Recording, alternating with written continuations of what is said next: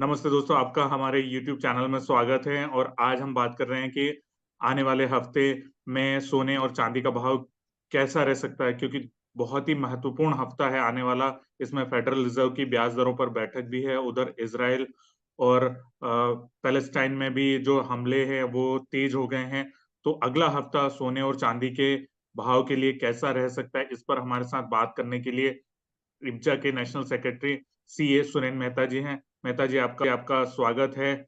तो next week जैसे कि आप देख रहे हैं कि ये जो बड़े इवेंट है, आप थोड़ा-सा एक्सप्लेन करके बताइए कि किस तरह से सोने-चांदी के भाव को प्रभावित कर सकते हैं मेहता जी? देखिए, हमने पिछले हफ्ते भी देखा कि जो इजराइल और पैलेस्टाइन के बीच में जो जंग छिड़ी हुई है, उसकी वजह से अचानक से फ्राइडे को रात को हमने सोने के भाव में बहुत बड़ी तेजी आती हुई देखी। और ये तेजी लगभग 2009-10 डॉलर तक स्पॉट मार्केट में गई। और उसके बाद जो हम फ्राइडे के बाद में जितनी भी अभी तक खबरें सुन रहे हैं, तो वो सारी खबरें यही कह रही है कि ये जंग और तेज हो रही है। और मुझे ऐसा लगता है कि जैसे-जैसे ये जंग तेज होगी, आगे बढ़ेगी, इसमें कई और कंट्रियां भी इन्वॉल्व होगी और यदि और कोई कंट्री इन्वॉल्व होती है, तो आगे का मार्केट भी गोल्ड मार्केट के लिए काफी अपवर्ड ट्रेंड दिखाएगा। ऐसा मुझे पूरी उम्मीद है। क्या अनुमान है फेडरल रिजर्व, क्योंकि वो भी एक इम्पोर्टेंट ट्रिगर है सोने-चांदी के भाव के लिए? देखिए, जो फेड की मीटिंग होगी वो मेरे ख्याल से इस हफ्ते इतनी इम्पोर्टेंट मीटिंग नहीं होने वाली है, क्योंकि ये वॉर सिचुएशन जो है वो गोल्ड के मार्केट को ट्रिगर करेगी।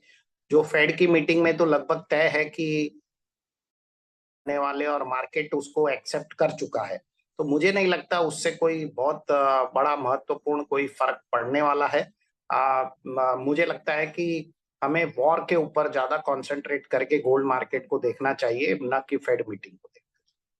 तो आपके हिसाब से अब ये जो आने वाला हफ्ता है, जो 30 अक्टूबर से शुरू हो रहा है, इस हफ्ते में सोने और चांदी दोनों की रेंज इंटरनेशनल स्पॉट मार्केट और भारत में कैसी रह सकती है? थोड़ा-सा वो आप हमें बताइए सर। नहीं, जैसे मैंने कहा कि इंटरनेशनल मार्केट में 1978 डॉलर से 2030 डॉलर के बीच में ये रेंज रहने की संभावना है, जो कि लगभग 60, यदि मैं इस आईएनआर डॉलर से कन्वर्जन करता हूँ का जो अभी रेट चल रहा है उससे, तो 60,700 से 61,950 के बीच में रहने की संभावना है।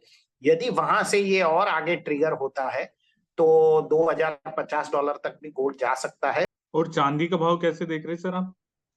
चांदी हमने पिछले हफ्ते भी देखा कि कोई बहुत बड़ा मूवमेंट चांदी के अंदर आया नहीं, जबकि गोल्ड में बहुत मूवमेंट आया। चांदी फिलहाल मुझे लगता है कि लोग सेफ हेवन के रूप में सबसे पहला प्रेफरेंस गोल्ड को देंगे, चांदी को अभी प्रेफरेंस नहीं मिल रहा है।